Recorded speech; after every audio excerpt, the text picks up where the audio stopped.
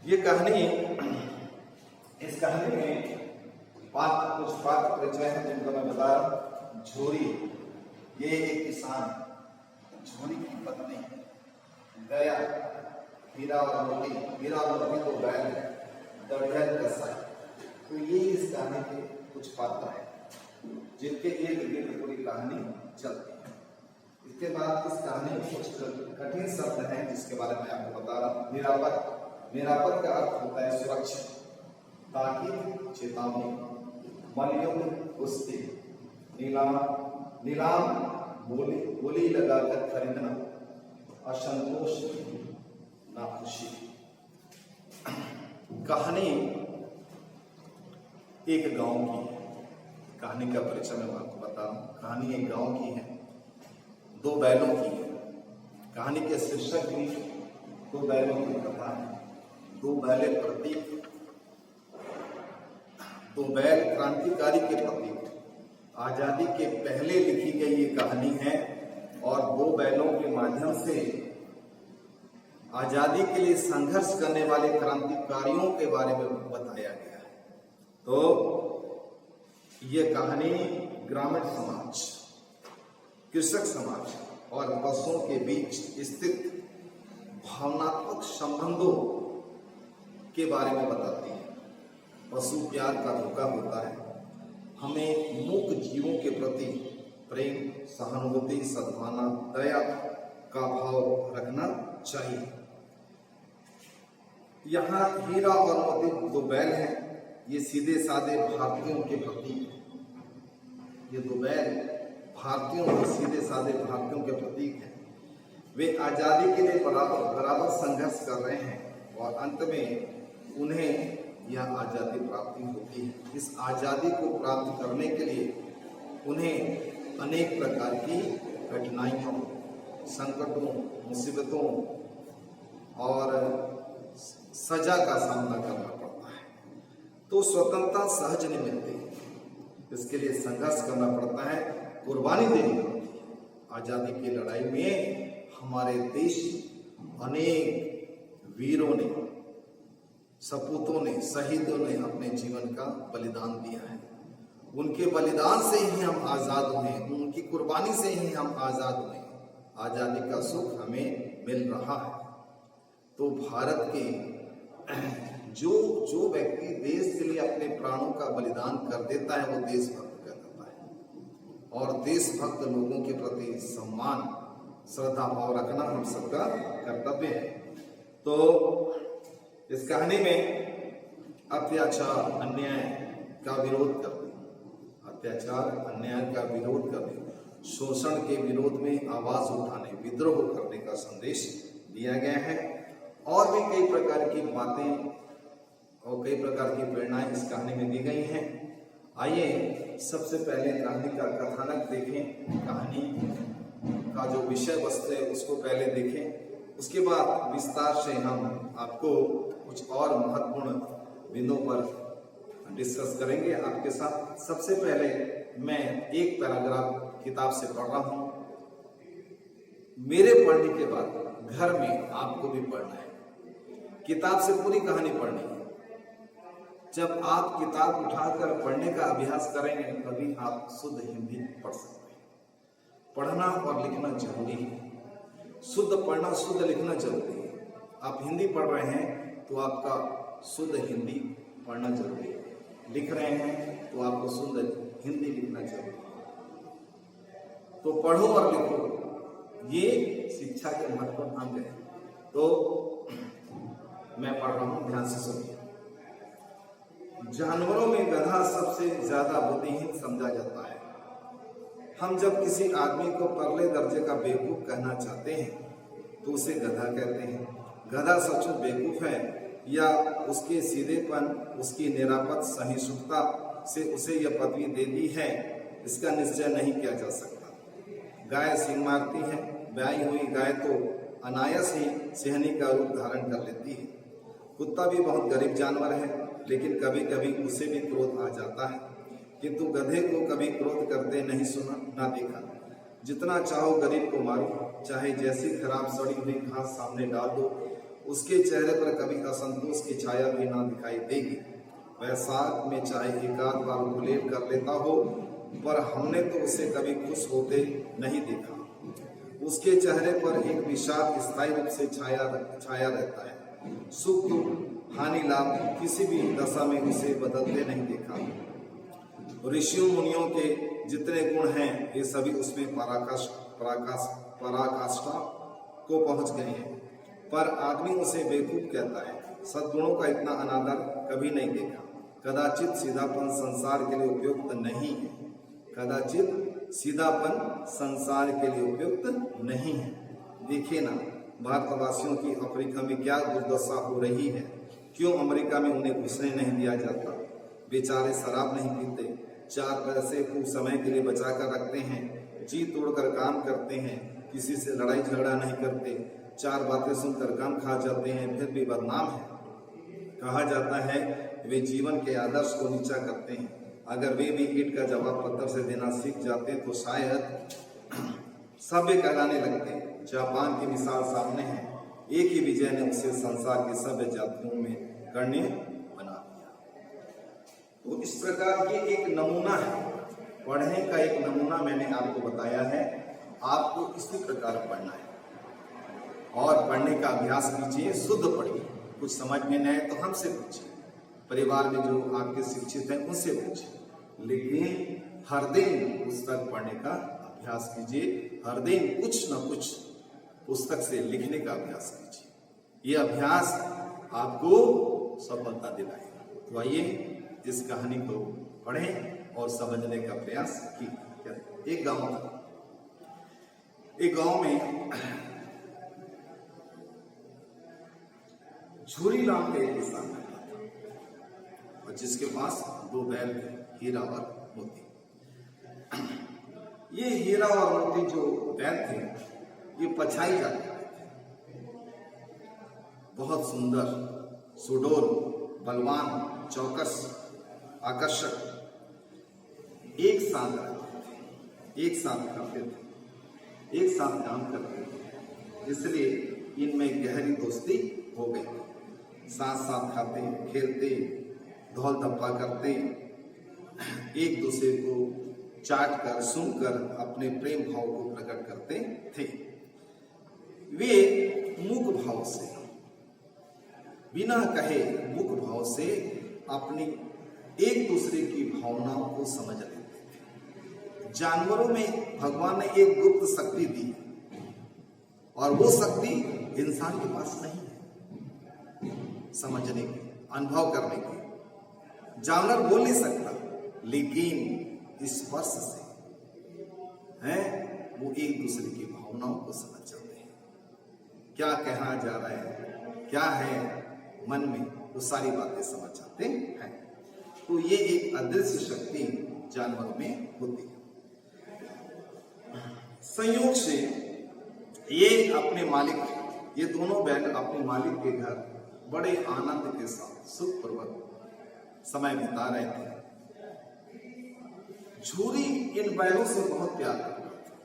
वे इन बैलों को अपने बेटों की तरह रखता था, इनको अच्छा भोजन देता था, इनके साथ अच्छा व्यवहार करता था, इनसे कभी कठोर काम नहीं लिया, इनकी सेवा करता था, अपने पुत्र की तरह इनको पाल रहा है और अच्छा से अच्छा रहने के लिए अच्छा स्थान, खाने के लिए अच्छा भोजन और काम बहुत कम, हर प्रकार की सुख सुविधा में ये लोग झूरी के घर में पले। इसलिए झूरी से इनको बहुत प्यार हो गया था और झूरी के बिना या झूरी से दूर ये नहीं रह सकते थे। संयोग की बात है, एक दिन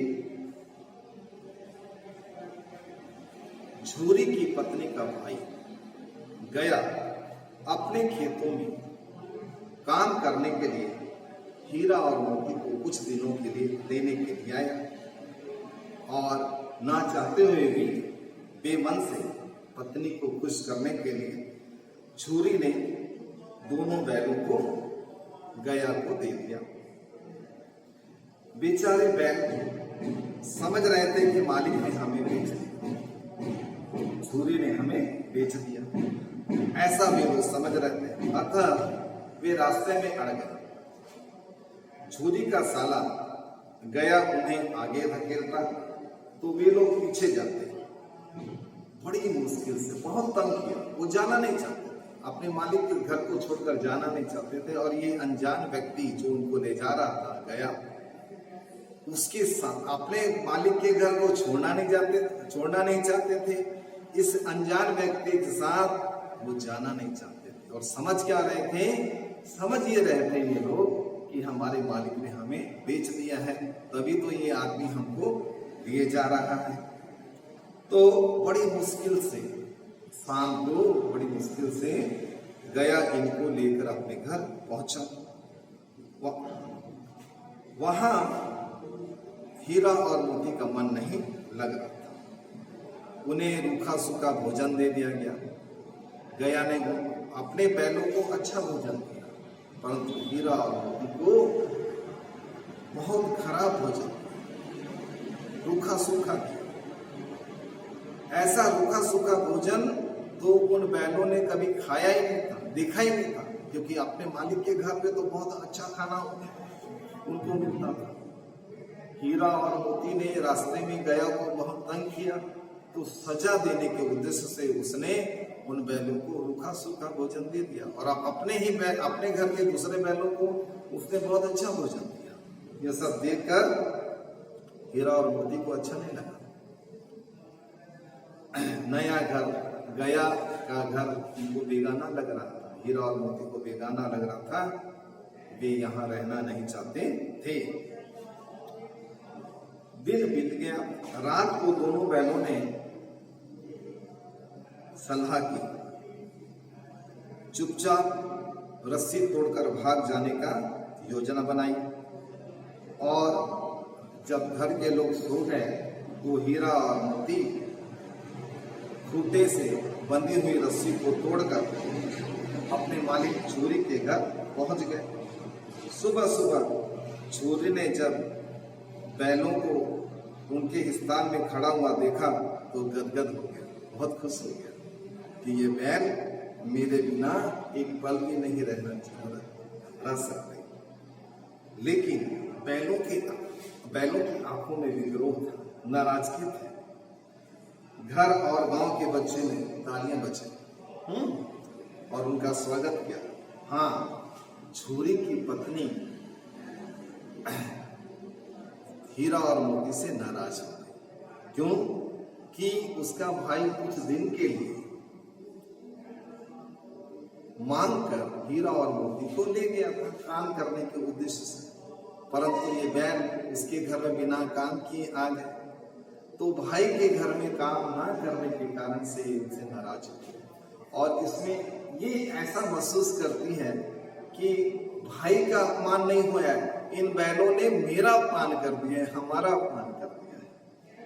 क्या होता ये बैल कुछ दिन मेरे भाई के घर में काम कर देते तो क्या हो जाता। लेकिन वो बैलों की भावनाओं को नहीं समझ रही। उसने इन बैलों को हराम, नमक हराम कहा है और नौकर से कहा इनको अच्छा भोजन देने की कोई दरकार नहीं, रूखा सूखा भोजन डाल दो इनके सामने।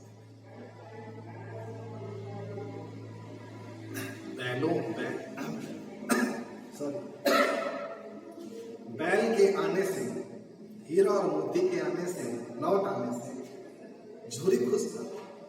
उसने नौकर से कहा अच्छा से अच्छा भोजन डालो, खिलाओ इनको। परंतु झूरी की पत्नी नाराज क्योंकि बैल उसके भाई के घर में काम नहीं किए, इसलिए नौकर से उसने कहा इनको अच्छा भोजन देने की दरकार नहीं, रूखा सूखा भोजन डाल दिया गया। रूखा सूखा भोजन हीरा और मोती ने तो आज तक झूरी के घर में ऐसा भोजन नहीं खाया था। उन्होंने उस भोजन को खाने की क्या बात कही, देखा भी नहीं। दूसरे दिन गया फिर इन बैलों को लेने के लिए आया और इस बार वो बैलगाड़ी में जोत कर इनको ले गया और घर में जाकर मोटे मोटे रस्सियों से इनको बांध दिया। हीरा और मोती को आज तक गया ने मोटे मोटे रस्सियों से नहीं बांधा था, इसलिए इनको अपमान लगा और गया ने इनके सामने वही रूखा सूखा भोजन डाल दिया। तो इस व्यवहार से वे अपने आप को अपमानित महसूस कर रहे थे। दूसरे दिन जब गया उनको खेतों में ले जाकर हल में जोत कर काम करने के लिए कहा, तो इन बैलों ने काम करने से इनकार कर दिया। उन्होंने अपना पांव नहीं उठाया। झूरी का साला गया नाराज हो गया और उसने बैल की नाक पर डंडे मारे, परंतु दोनों टस से मस नहीं हुए। उल्टे हल लेकर दौड़े।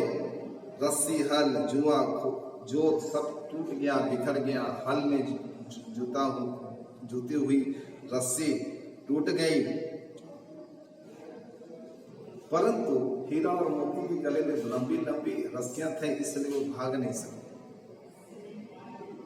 इसलिए वो पकड़े गए। तो इस प्रकार विद्रोह, दोनों बैलों ने विद्रोह किया।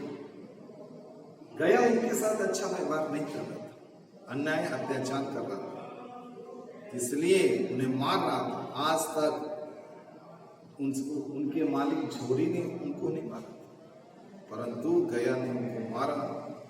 मार से वो अपने आप को अपमानित महसूस कर रहे थे। इस अन्याय और अत्याचार से वो के विरोध में वो विद्रोह कर रहे थे, विरोध कर रहे थे।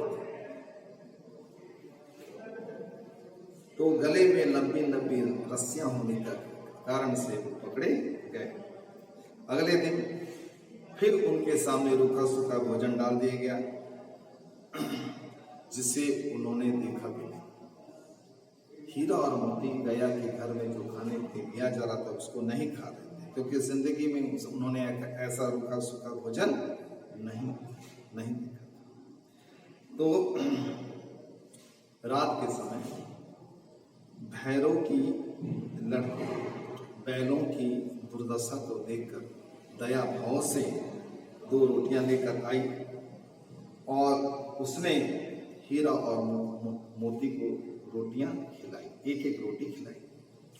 तो इस घर में इस नन्ही सी लड़की के दिल में बहनों के प्रति जो सहानुभूति और दया भाव था, जो सज्जनता थी, जो सहानुभूति थी, उसको देखकर इनकी आत्मा प्रसन्न हो गई।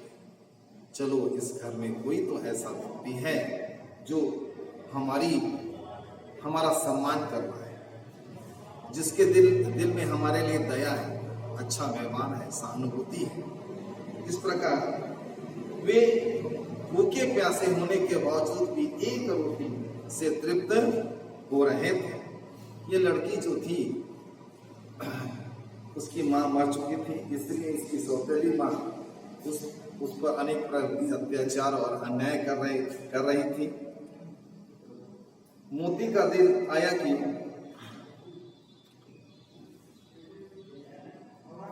झूरी भैरव की पत्नी को उठाकर पटक दे, क्योंकि ये लड़की के साथ अन्याय अत्याचार कर रही थी।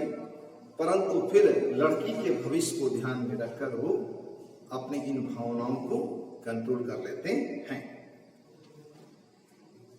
अगली रात बैलों ने इस अन्याय अत्याचार को ना सहते हुए वहां से भाग जाने की योजना बनाई।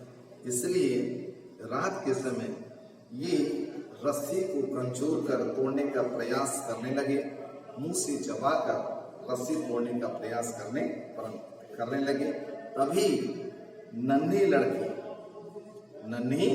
लड़की जो प्रतिदिन इनको आकर रोटियां खिलाती थी, उनके पास आई और उनकी रस्सियों को खोलकर उन्हें आजाद कर दिया। लेकिन बैल लड़की के स्नेह के कारण से नहीं भागे। उनको पता था यदि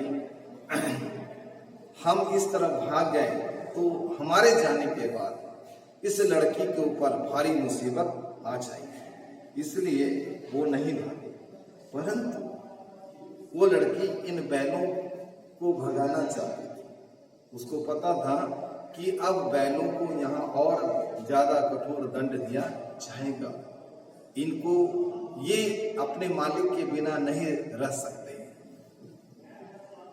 और यहाँ पर इन पर जो अत्याचार हो रहा है वो किसी भी दृष्टि से उचित नहीं है।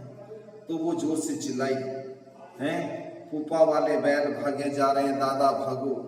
हीरा और मोती यह सुनकर भागे और गया भी उनके पीछे भागा।